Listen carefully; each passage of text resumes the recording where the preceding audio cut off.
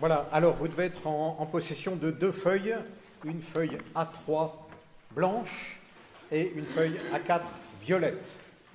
La feuille A4, elle reprend la lecture du livre de la Genèse que nous allons entendre ce soir à la vigile pascale comme toute première lecture.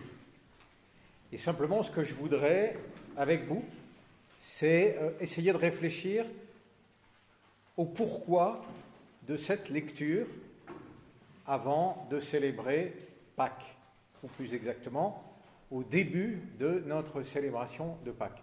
Pourquoi est-ce qu'on lit cette lecture du livre de la Genèse? Pourquoi est-ce qu'on lit le récit de la création? Et alors, on va le faire simplement en lisant une homélie du pape Benoît XVI en 2011 que je vais vous commenter. Et puis je rajouterai aussi à la fin un ou deux textes, mais l'essentiel sera dans cette homélie. Alors c'est ce que vous avez sur la feuille blanche. Là, les sous-titres, c'est moi qui les ai rajoutés pour essayer de suivre un peu le plan de cette homélie. Voilà. Alors, dans un premier paragraphe, le pape Benoît XVI va nous dire il y a deux grands signes dans la liturgie de la vigile pascale, de la veillée pascale, c'est la lumière et l'eau. Alors, sur ces deux grands signes, le pape Benoît XVI a consacré beaucoup d'homélies de la vigile pascale. Là, il en a fait comme son introduction de son homélie. Ça veut dire qu'il y attache de l'importance. En même temps, ce n'est pas ça exactement qu'il va détailler. Ceci étant, la lumière et l'eau, c'est déjà deux éléments qui, vous le savez, vont être au cœur du récit de la création. Alors je lis ce paragraphe. Chers frères et sœurs, deux grands signes caractérisent la célébration liturgique de la veillée pascale. Il y a d'abord le feu qui devient lumière. Ce sera la première chose qu'on va faire ce soir, allumer le feu, bénir le feu, et à partir du feu, allumer le cierge pascal et chanter en l'honneur du cierge pascal, en l'honneur de la lumière que nous apporte le Christ, le chant de l'exultète.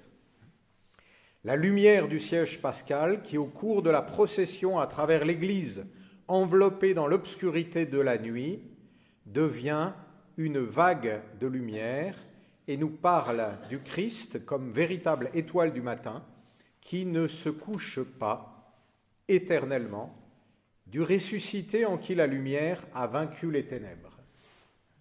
La vague de lumière, ça sera quand à partir du cierge pascal, on allumera chacun de vos petits cierges. Image du ressuscité en qui la lumière a vaincu les ténèbres. Le deuxième signe est l'eau. Elle rappelle d'une part les eaux de la mer Rouge, l'effondrement et la mort, le mystère de la croix. Les eaux de la mer Rouge, ça sera une autre des lectures que nous entendrons. La traversée de la mer Rouge, la lecture du livre de l'Exode, mais aussi l'effondrement et la mort, le mystère de la croix. Ensuite, cependant, elle se présente à nous comme une eau de source, comme un élément qui apporte la vie dans la sécheresse. Elle devient ainsi l'image du sacrement du baptême qui nous rend participants de la mort et de la résurrection de Jésus-Christ. Donc double image de l'eau, à la fois image de la mort. Vous savez que la mer, auprès du peuple juif, c'était le monde du mal, le monde des ténèbres. On ne savait pas trop ce qu'il y avait dans la mer comme bête terrible. Mais l'eau est aussi signe de vie. On pense au baptême avec la plongée dans l'eau et puis la résurrection dans la sortie de l'eau. Voilà. Peut-être il faut que vous preniez des feuilles, ceux qui viennent d'arriver, hein, je ne sais pas s'il y a le banc. Tu pourras... Il n'y en a plus? Des feuilles? Bon. Vous essayerez de suivre, malgré tout. Si tu veux bien. Merci.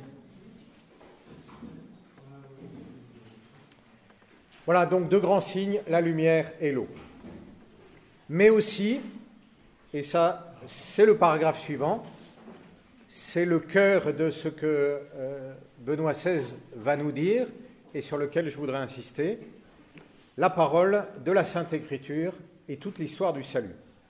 Toutefois, les grands signes de la création, la lumière et l'eau, ne sont pas les seuls à faire partie de la liturgie de la veillée pascale. Une caractéristique absolument essentielle de la veillée, c'est aussi le fait qu'elle nous conduit à une importante rencontre avec la parole de la Sainte Écriture. Si on était un peu péchu, on ferait au moins les 7 lectures, voire les 12, qui peuvent être faites pendant la liturgie de la Vigile pascale. Aujourd'hui, bien souvent, on réduit à 3 ce nombre des lectures. 3 lectures de l'Ancien Testament, plus l'Épître, plus l'Évangile. Ça fait quand même 5, sans parler des psaumes. Mais, vous voyez, on pourrait faire plus ample. En tout cas, une caractéristique absolument essentielle de la veillée, c'est une importante rencontre avec la parole de la Sainte Écriture. Avant la réforme liturgique, il y avait 12 lectures de l'Ancien Testament et 2 du Nouveau Testament. Celles du Nouveau Testament sont restées. Le nombre des lectures de l'Ancien Testament a été fixé à 7, mais selon les situations locales, il peut aussi être réduit à 3 lectures. Nous, on est dans une situation locale où ça sera réduit à 3 lectures. À travers une grande vision panoramique, et c'est ça le sens de toutes ces lectures, l'Église veut nous conduire tout au long du chemin de l'histoire du salut, depuis la création, à travers l'élection et la libération d'Israël, jusqu'au témoignage prophétique, grâce auquel toute cette histoire se dirige toujours plus clairement vers Jésus-Christ. Voilà, le sens de la liturgie de la parole, c'est de nous faire reparcourir toute l'histoire du salut et depuis la création, en passant par l'élection du peuple, sa libération d'Égypte, et puis jusqu'aux prophètes, qui sont ceux qui ont déjà relu toute cette histoire à la lumière en annonçant le Christ, de façon encore un peu cachée pour eux, mais déjà perceptible.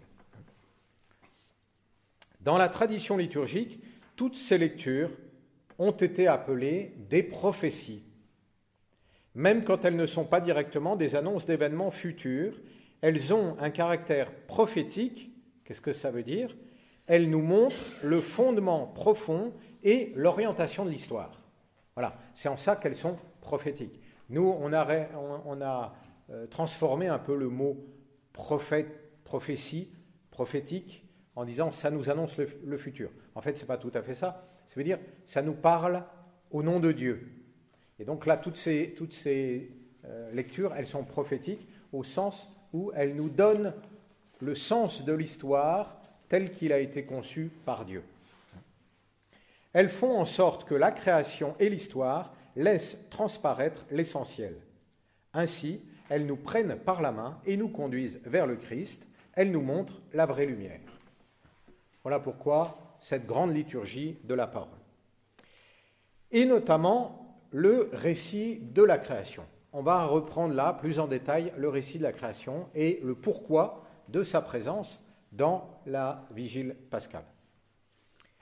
Premier élément que donne le pape Benoît XVI, le récit de la création, ça n'est pas un récit sur le déroulement des choses, ça n'est pas un livre de physique que nous lisons, mais un renvoi à l'essentiel, au vrai principe et à la fin de notre être.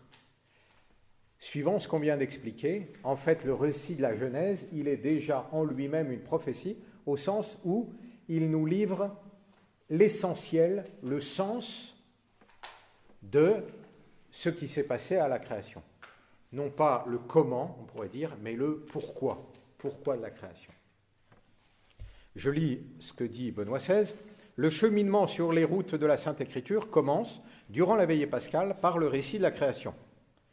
La liturgie veut nous dire par là que le récit de la création est aussi une prophétie. Il n'est pas une information sur le déroulement extérieur du devenir du cosmos et de l'homme. Ça, c'est un traité de cosmologie, si vous voulez, du Big Bang expliqué à une classe de physique. Ce n'est pas ça que veut faire le récit de la création.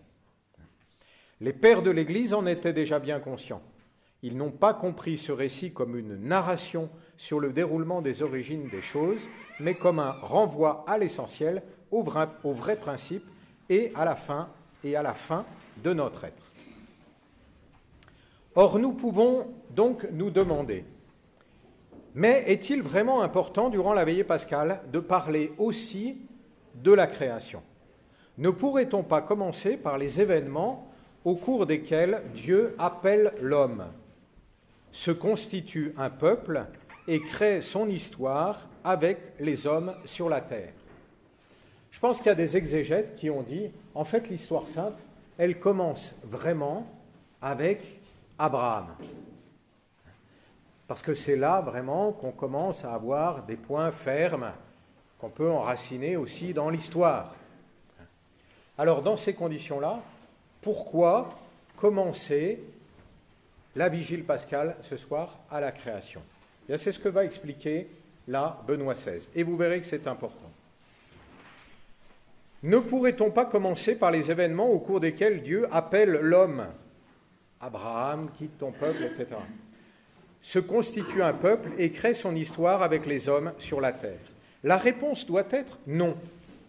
Omettre la création signifierait se méprendre sur l'histoire même de Dieu avec les hommes, la réduire, ne plus voir son véritable ordre de grandeur.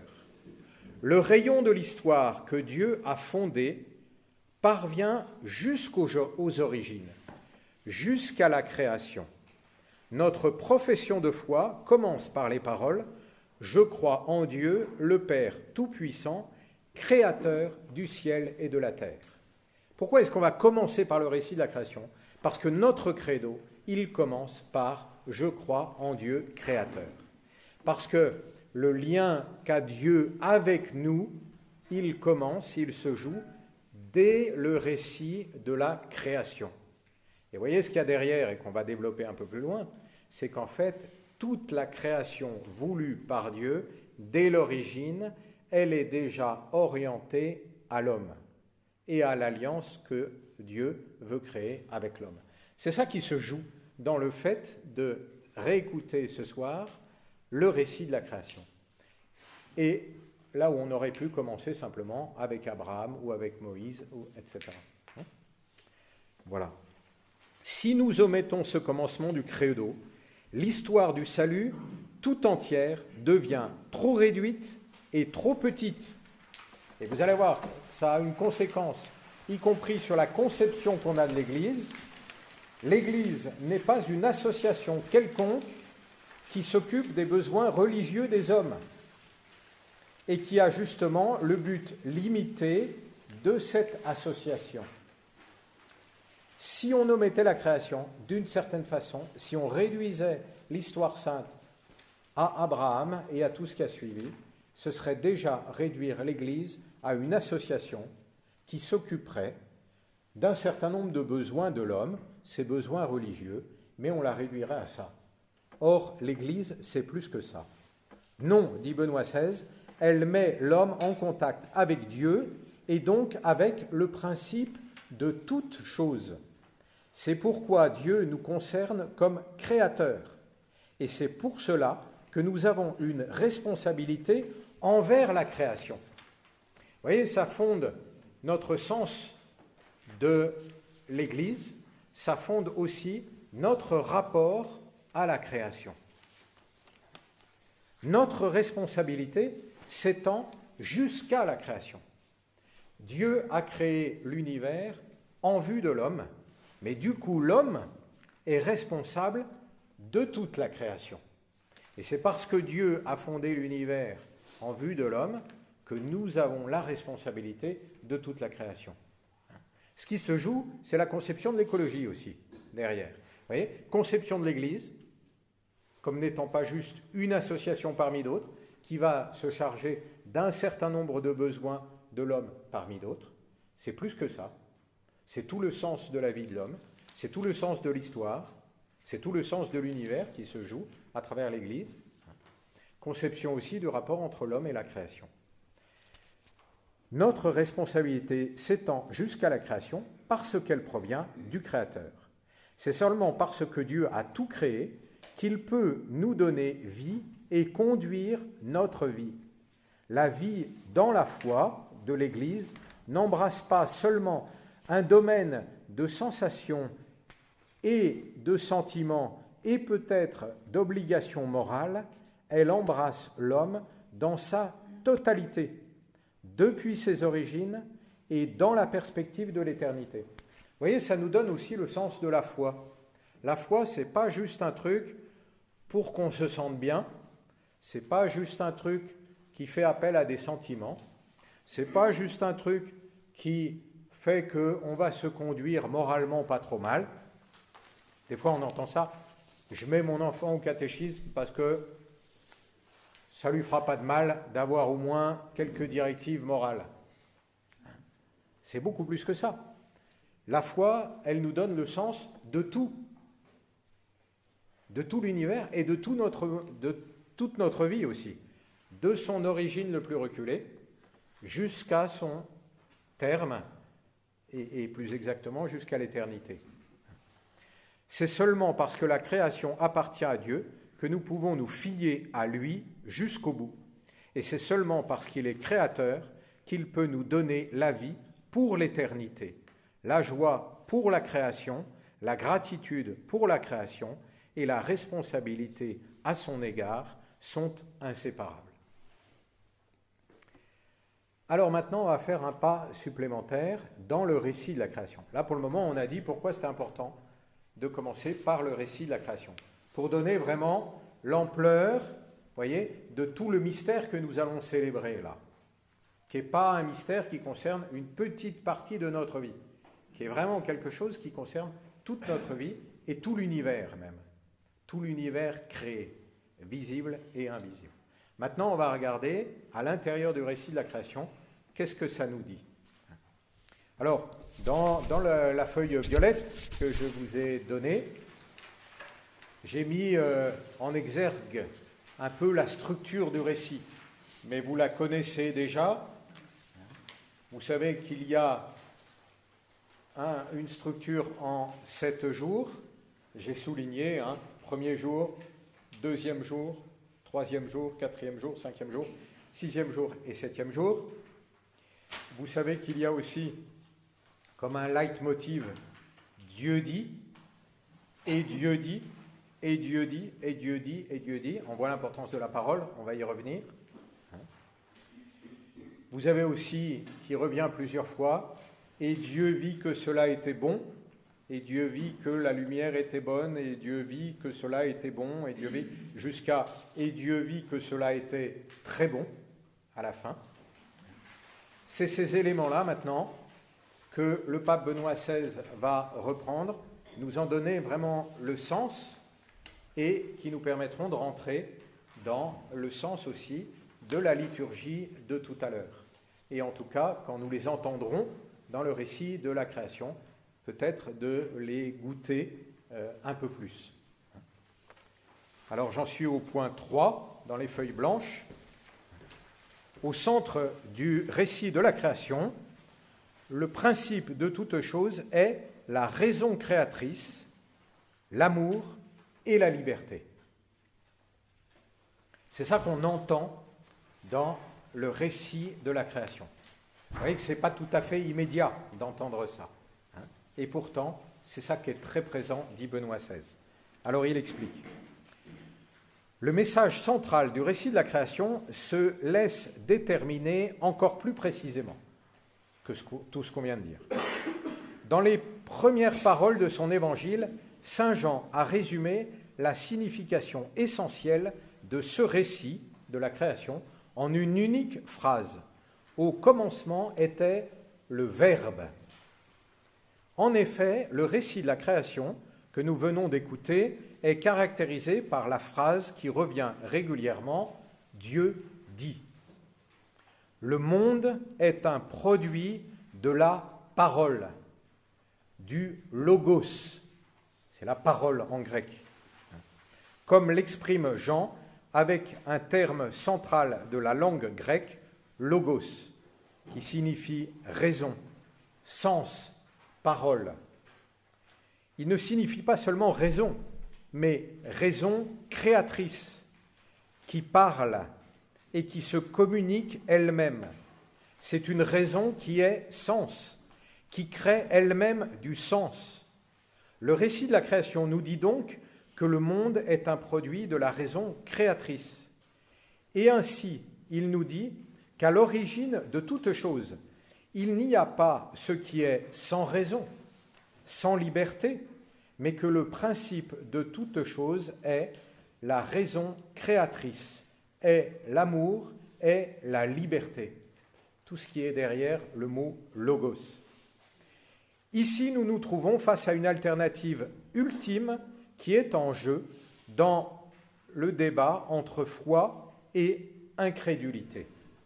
Donc quelque chose qui est très en jeu dans notre débat avec la culture ambiante, avec la culture moderne. L'irrationalité, l'absence de liberté et le hasard sont-ils le principe de tout? Ou bien la raison, la liberté, l'amour sont-ils le principe de l'être? C'est ça qui est en jeu. Le primat revient-il à l'irrationalité ou à la raison? C'est là la question en dernière analyse. Comme croyants, nous répondons par le récit de la création et avec saint Jean, à l'origine, il y a la raison. À l'origine, il y a la liberté. C'est pourquoi être une personne humaine est une bonne chose. Il n'est pas exact que dans l'univers en expansion, à la fin, dans un petit coin quelconque du cosmos, se forma aussi, par hasard, une certaine espèce d'être vivant, capable de raisonner et de tenter de trouver dans la création une raison ou de la voir en elle.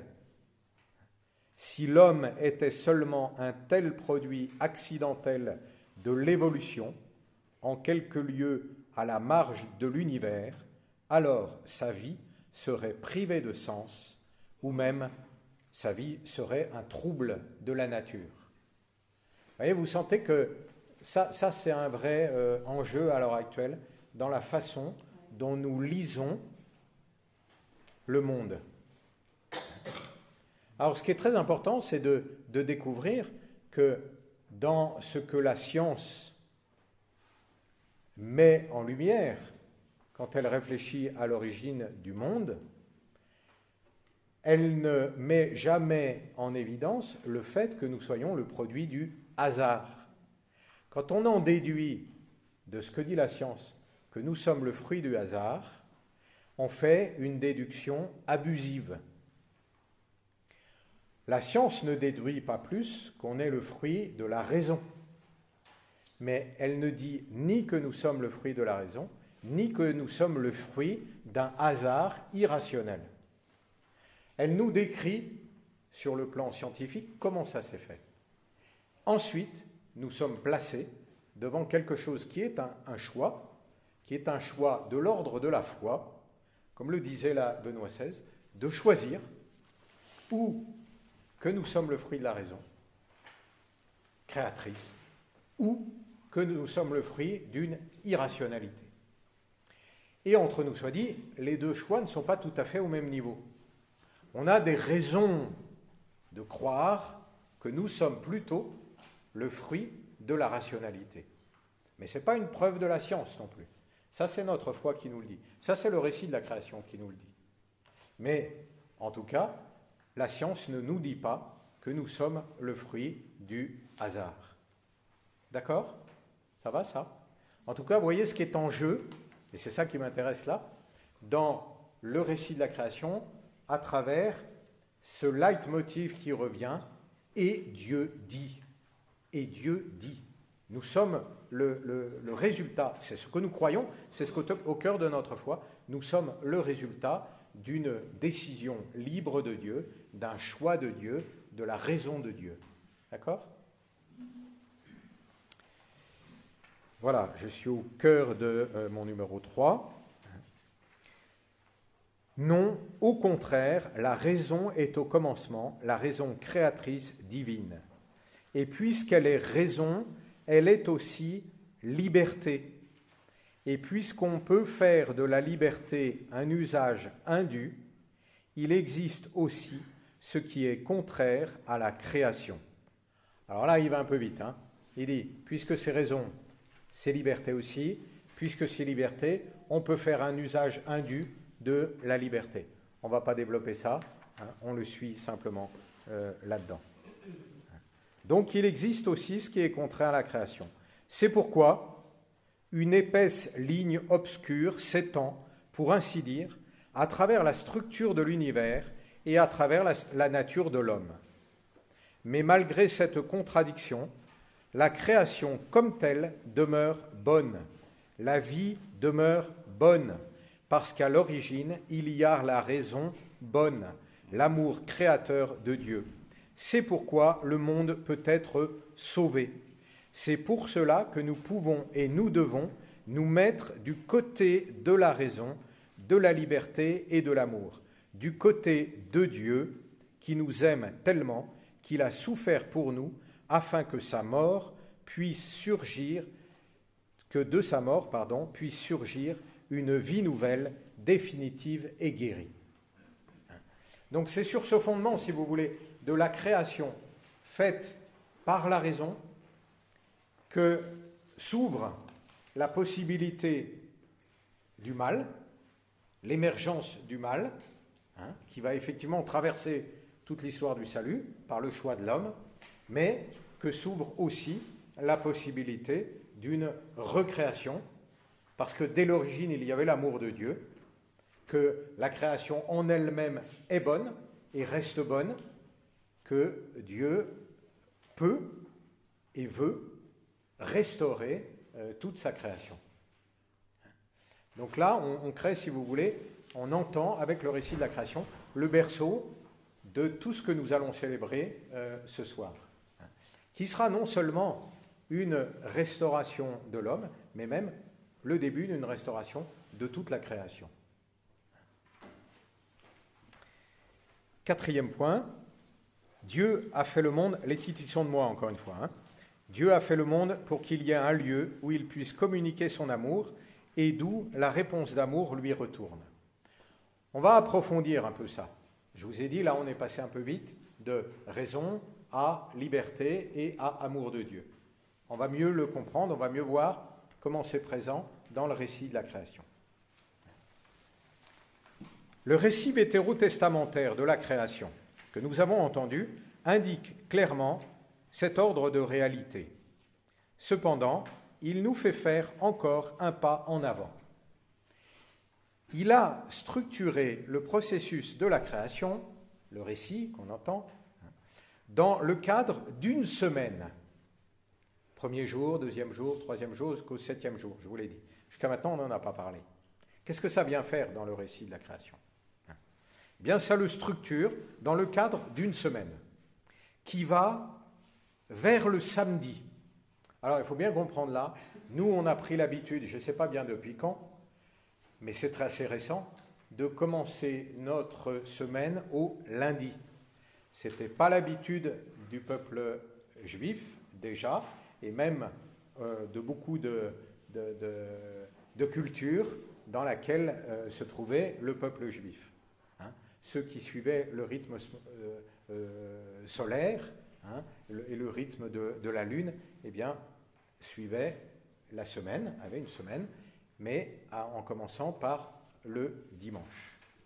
Donc, quand le récit de la création nous dit premier jour, c'est du dimanche qu'il s'agit.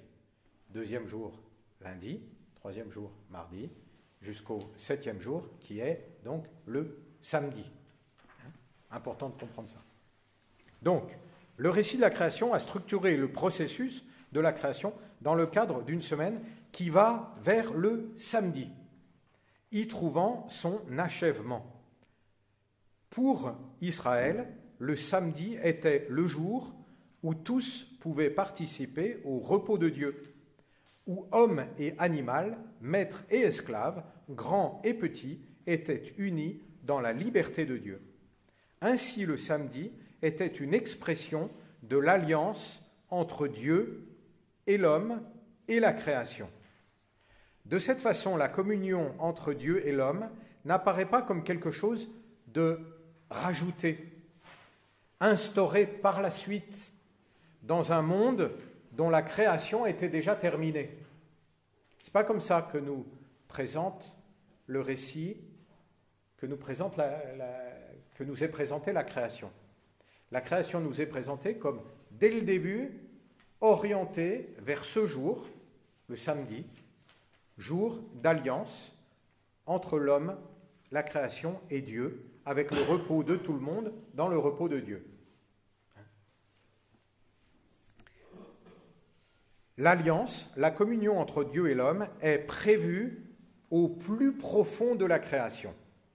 Oui, l'alliance est la raison intrinsèque de la création, comme la création est le présupposé extérieur de l'alliance. Vous voyez, les deux sont imbriqués.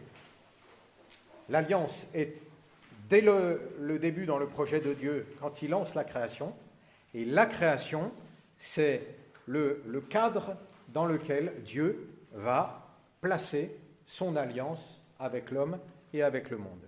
Dieu a fait le monde pour qu'il y ait un lieu où il puisse communiquer son amour et d'où la réponse d'amour lui retourne. D'accord ? Tout est orienté vers ça. Il crée pour pouvoir communiquer son amour et pour que son amour puisse lui être retourné par quelqu'un qui soit capable de lui retourner son amour. Ça, c'est le sens de toute la création. C'est ce qui est dit, il faut creuser un peu, comment on le fait là, mais c'est ce qui est dit derrière cette façon de structurer tout le récit de la création en une semaine, en partant du dimanche jusqu'au jour du sabbat. Devant Dieu, le cœur de l'homme qui lui répond est plus grand et plus important que l'immense cosmos matériel tout entier qui, certainement, nous laisse entrevoir quelque chose de la grandeur de Dieu. Vous voyez, c'est très important, parce que si on accepte cette conception-là, ça veut dire que est plus grand que l'immense cosmos matériel la réponse du cœur de l'homme à Dieu, puisque tout a été créé pour ça. Quand un cœur humain dit oui à Dieu, dit je crois, dit je t'aime à Dieu, on a là quelque chose de plus grand encore que l'immensité du cosmos. Tout le cosmos a été fait pour une seule chose, c'est pour que Dieu puisse entendre ça, pour que l'homme puisse entendre l'amour de Dieu et que Dieu puisse entendre la réponse d'amour de l'homme. C'est le sens de tout. Voilà ce qu'on va entendre ce soir dans le récit de la création. Vous voyez ? 5e étape, la révolution du dimanche. Alors ça, c'est quelque chose qui tient beaucoup à cœur de Benoît XVI. Et si vous avez lu ses livres Jésus de Nazareth, il insiste beaucoup là-dessus, en disant, voyez, un des signes extérieurs de la vérité de la résurrection, du fait que le Christ est vraiment ressuscité. Pour nous, c'est notre foi. C'est un cadeau de Dieu. Nous l'avons reçu dans notre foi. Nous le savons avec notre foi.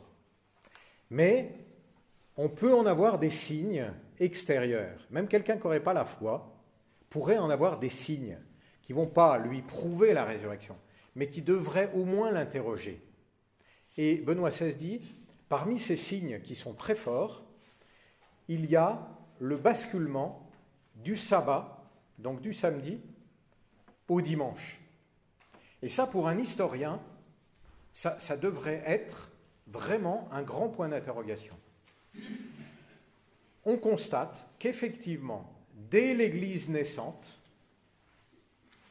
ce qui a été célébré, ça n'était plus le sabbat, mais ça a été le dimanche.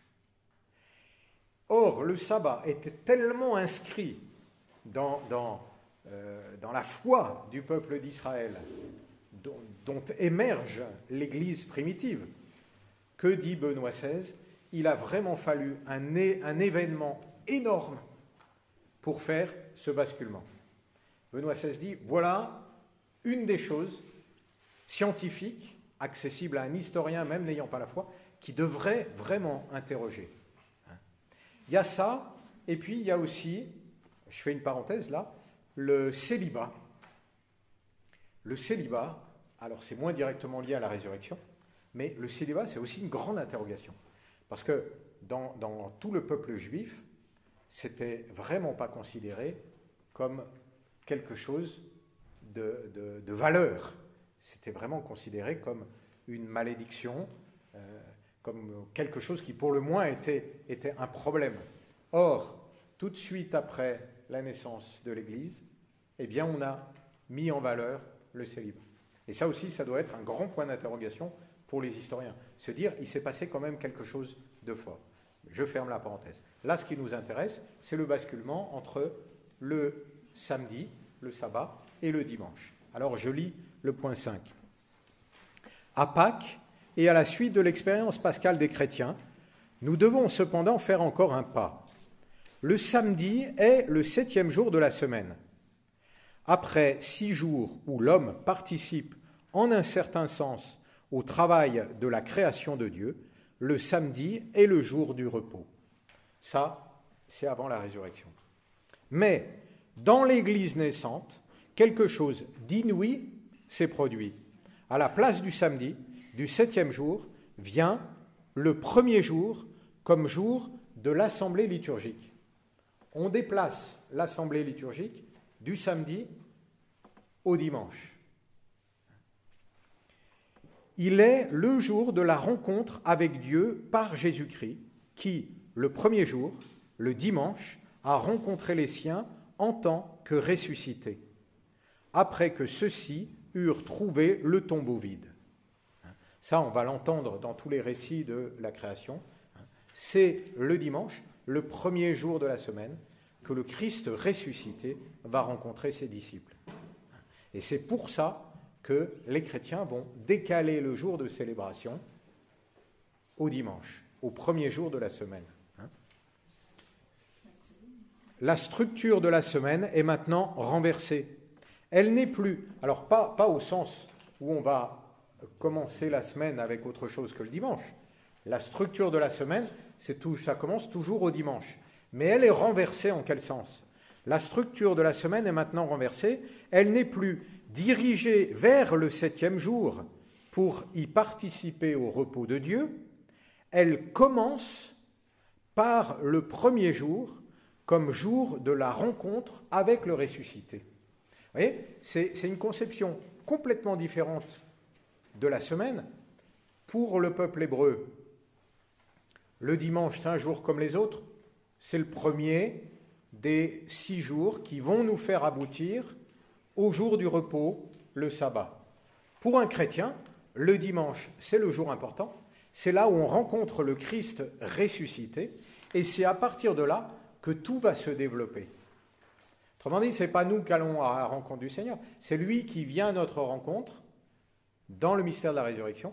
Et à partir de là, nous allons développer toute notre vie, toute notre semaine.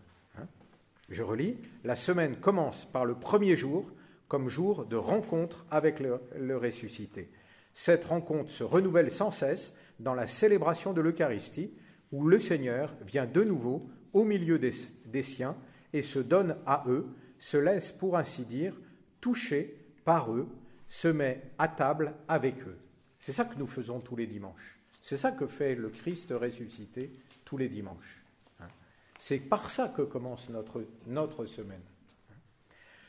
Ce changement est un fait extraordinaire si on considère que le samedi, le 7e jour, comme jour de la rencontre avec Dieu, est profondément enraciné dans l'Ancien Testament.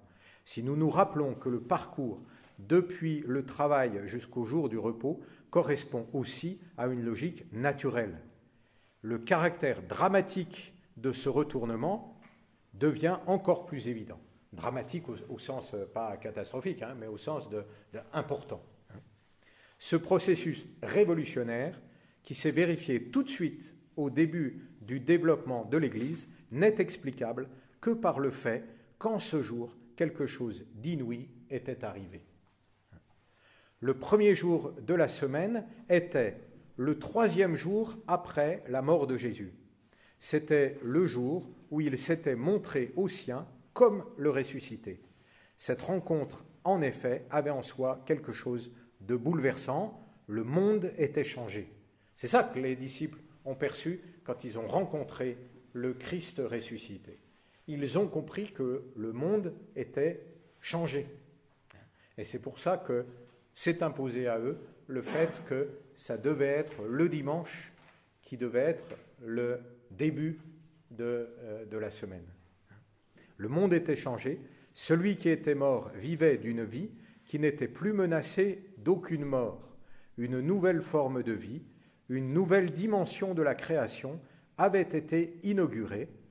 Le premier jour, selon le récit de la Genèse, est le jour où commence la création. À présent, il était devenu, d'une façon nouvelle, le jour de la création. Il était devenu le jour de la nouvelle création. Nous célébrons le premier jour. Et c'est ce qu'on va faire ce soir et demain. Nous allons célébrer le premier jour, le jour de la nouvelle création. Un petit pas supplémentaire. Attention, ça va se compliquer un tout petit peu, mais pas beaucoup. 6e point, nous célébrons ce jour comme origine et en même temps comme but de notre vie. Je lis le paragraphe. Ainsi nous célébrons Dieu le Créateur et sa création. Oui, je crois en Dieu, Créateur du ciel et de la terre. Et nous célébrons le Dieu qui s'est fait homme, a souffert, est mort et a été enseveli et ressuscité. Nous célébrons la victoire définitive du Créateur et de sa création. Et ça, c'est la grande différence, si vous voulez, par rapport à cette nouvelle création et par rapport à la première création. C'est ce côté définitif. Nous célébrons ce jour comme origine et en même temps comme but de notre vie. Nous le célébrons parce qu'à présent, grâce au ressuscité, il s'avère de façon définitive que la raison est plus forte que l'irrationalité, la vérité plus forte que le mensonge, l'amour plus fort que la mort. Ce que nous célébrons, c'est la victoire sur tout ce qui a été opposé à la première création, l'irrationalité, le mal, la mort. Et c'est tout ça qui est vaincu par la résurrection du Christ. Et c'est pour ça que cette nouvelle création, elle a un caractère définitif. Même si elle va se déployer encore dans le rythme de la semaine, cette nouvelle création, ce premier jour, il a un caractère définitif. Nous célébrons le premier jour parce que nous savons que la ligne obscure qui traverse la création ne demeure pas pour toujours. Nous le célébrons parce que nous savons que maintenant, ce qui est dit à la fin du récit de la création est valable définitivement. Dieu vit tout ce qu'il avait fait et c'était très bon. En fait, c'est simplement maintenant, dans la célébration de la nouvelle création, que nous comprenons pleinement la dernière parole de Dieu dans le récit de la création, et Dieu vit que cela était très bon. Quasiment la dernière parole. Alors je vous ai fait un petit schéma en dessous, à la fin de votre feuille violette, pour vous dire qu'on est passé avant de la résurrection à un schéma où le dimanche, vous voyez, était premier jour, ensuite il y avait lundi, mardi, mercredi, jeudi, vendredi, et le samedi, le grand jour, le jour important, le jour qu'on célébrait, expression de l'alliance entre Dieu et l'homme. Et puis après la résurrection, eh bien, c'est le dimanche qui est devenu le grand jour, parce que c'était là qu'était reprise toute la création dans la résurrection du Christ. C'était celui-là vraiment le premier jour de la création, à partir duquel se déployait tout le reste, mais ce déploiement, il est fait pour simplement nous faire entrer dans cette nouvelle création, et elle est acquise de façon définitive. Le jour célébré est le dimanche, le premier jour, c'est le jour de la nouvelle création. C'est aussi le but de notre vie, parce que la victoire du Créateur et de sa création est définitive. Le dimanche est donc et le premier jour, et aussi le 8e jour. Ça, le pape Benoît XVI ne le reprend pas dans son homélie, mais vous trouvez ça de façon très détaillée dans une petite lettre apostolique du pape Jean-Paul II qui s'appelle « Le jour du Seigneur », qui est tout entière consacrée à la célébration du dimanche. Et en particulier, il y a tout un numéro où le pape explique que le dimanche, c'est à la fois pour nous chrétiens le premier jour et le 8e jour. Premier jour parce que c'est nouvelle création, et en même temps le 8e jour parce que cette nouvelle création, elle est définitive. Et à l'intérieur entre les deux, nous déployons quoi ? Eh bien, nous déployons notre créativité en tant qu'enfants de Dieu, participant à cette nouvelle création de Dieu, parce que c'est la volonté de Dieu. Mais voyez, nous déployons notre créativité à l'intérieur de cette nouvelle création de Dieu, et qui est la création définitive. Et c'est pour ça qu'on va célébrer demain le jour de Pâques, et dimanche prochain, le 8e jour, le jour de Pâques. On célébrera le même jour de Pâques, le dimanche après Pâques, qui est appelé le 2e dimanche de Pâques, mais qui est dimanche de Pâques aussi. J'aime bien rappeler que, autrefois, les baptisés de la nuit de Pâques, qui revêtaient l'aube baptismale dans la nuit de Pâques, au moment de leur baptême, eh bien, ils revenaient 8 jours après, en aube. C'est pour ça qu'on a appelé aussi ce dimanche, vous trouvez ça encore dans les vieux missels, le dimanche in albis. Ça veut dire le dimanche en blanc, parce que les baptisés revenaient en blanc. Et ça montrait bien, si vous voulez, l'octave de Pâques. On entend parler encore d'octave. Pourquoi c'est important, l'octave 8. Eh bien, à cause de Pâques, ou grâce à Pâques. En fait, la première des octaves, c'est celle de Pâques. Si après on en a rajouté, après la Pentecôte, après Noël, ou etc., de temps en temps des octaves, en fait, c'est pour Pâques. Et vous voyez là, vraiment, l'entrée dans le calendrier liturgique du chiffre 8, de la plénitude du chiffre 8. C'est que le dimanche, il est à la fois le premier jour et le 8e jour, parce que c'est la nouvelle création, et que cette création, c'est la plénitude. Et que cette création, elle ne passera pas. Et à l'intérieur, ça ne nous empêche pas de déployer notre activité en tant qu'être humain, parce que le Seigneur nous invite à participer à son action à lui, en tant que fils et filles de Dieu. D'accord ? En tout cas, vous voyez que ça change beaucoup la conception de la semaine. La conception juive de la semaine est intéressante déjà, et on peut la garder d'une certaine façon, en nous disant on est orienté vers le repos en Dieu. Mais vous voyez que la conception chrétienne, elle rajoute beaucoup de choses, elle est plus riche.